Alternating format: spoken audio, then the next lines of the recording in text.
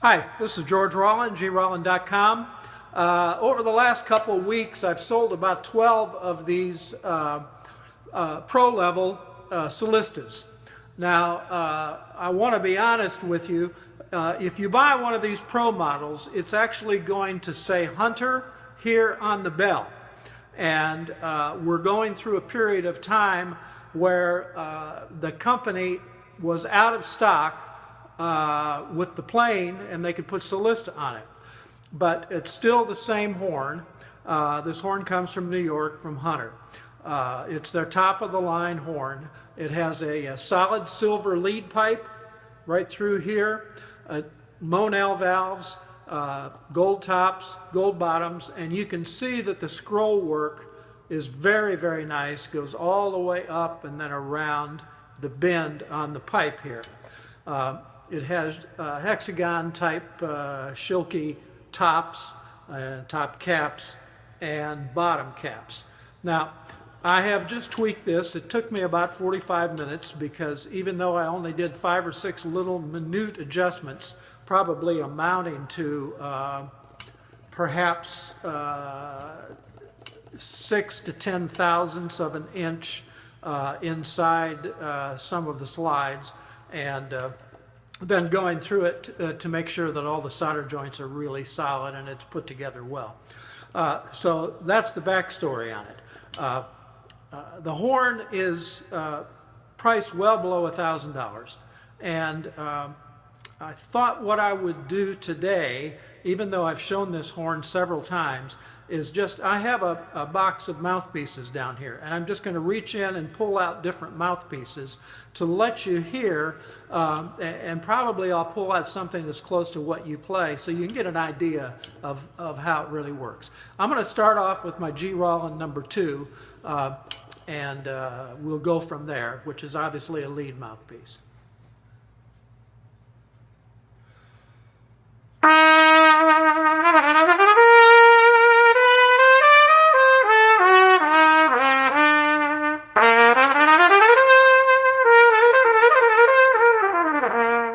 Now, the first thing you'll notice right off is the D in the staff is very, very well in tune. Maybe just a micro flat, but if you have any ears at all, you'll be putting it right where it is without having to screw up your embouchure. The other thing is the low D requires just a tiny bit of first valve, even if you want to do that.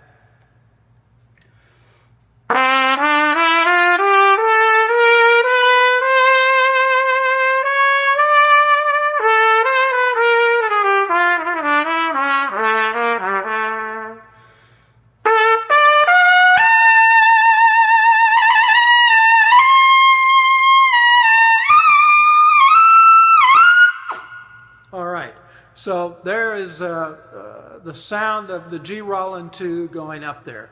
And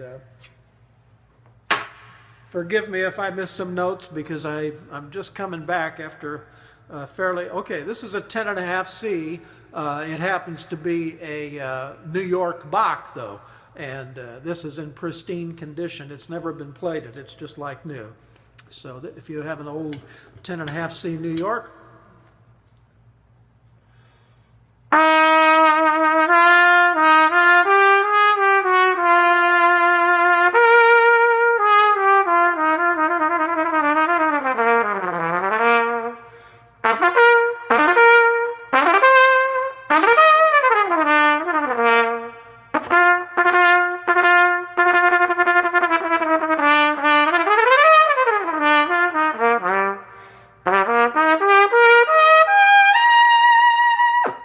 very nice singing quality on that old New York Bach.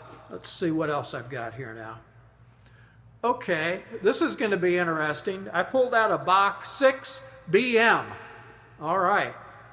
And this is more of a jazz sound, you know. I'm not really a jazz player. I envy those that are, but I'll try to get some sounds out.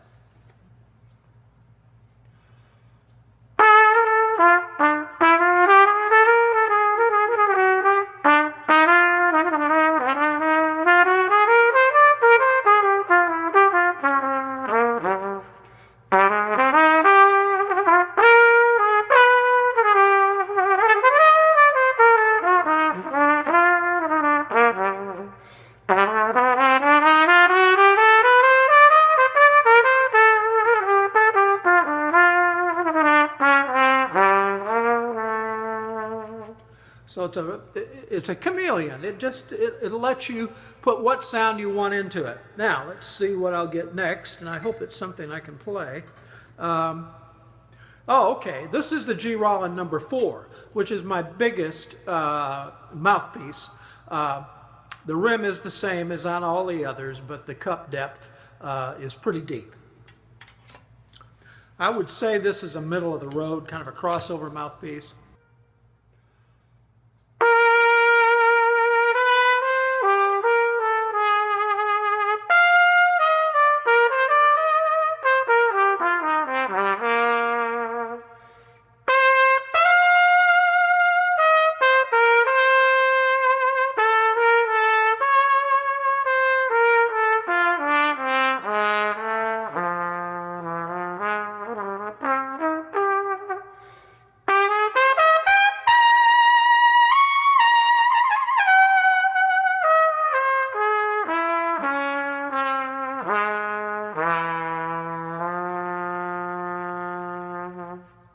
Okay, so that's that mouthpiece. I see 2 in there.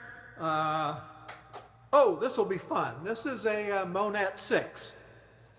And, you know, I got to be honest with you here. Dave built one of his very first horns for me back in Chicago, upstairs there on Wabash Street.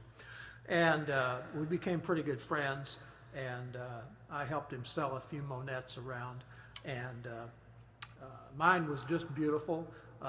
With the extensive workload that I had, where I was playing 5, 6, 7 hours a day constantly, the weight of the horn made me move back to a Bach.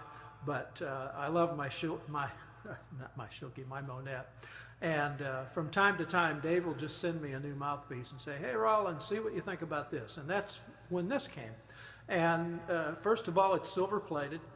Secondly, its shank will hit normal horns with a normal occlusion, normal aperture, a normal fitting all the way through, and which is a little unusual because usually a Monette mouthpiece needs to go in a Monette horn. But this one he made for all horns. So it's a Monette 6. To me, it feels about like a 3C. But, you know, everybody's different, and I like his rims especially well. So here's what his sounds like.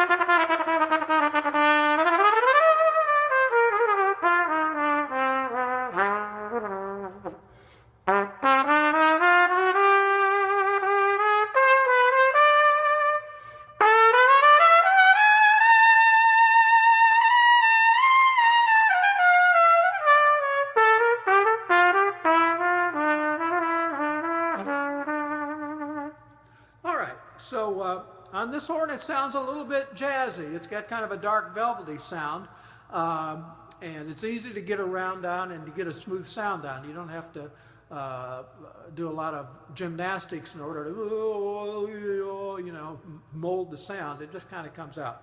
So that's cool. I'm glad we did that one. Okay, I got, what is this one? Oh, this is my old Reeves P1 with the G. Rollin rim on it. Hey. And I like that because it's soft on my chops when I'm trying to beat my brains out, which I don't do much anymore.